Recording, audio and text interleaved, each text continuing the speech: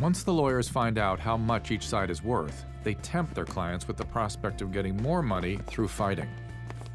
It has become about winning, and that's both from the economic perspective and from the sort of emotional perspective.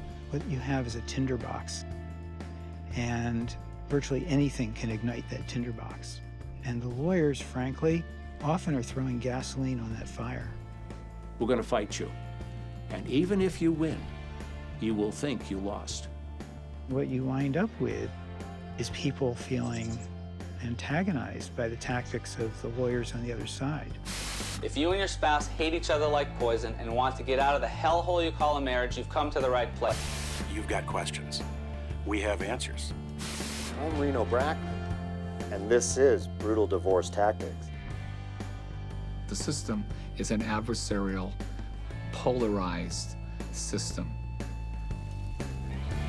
It turns out the court system is designed to create conflict. Many lawyers encourage their clients to be as aggressive as possible, tempting them with winning more money.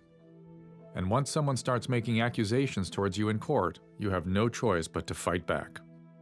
Because if you don't, you could lose it all. Your house, your money, your possessions, your children, everything.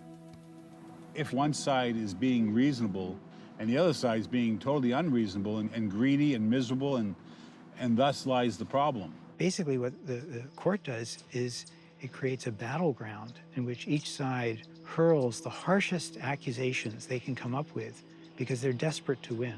There's nothing secret. Everybody's sexual habits and propensities and dirty little lack of hygiene, every detail of their journal and their photographs of them with weird toys strapped to them come into court.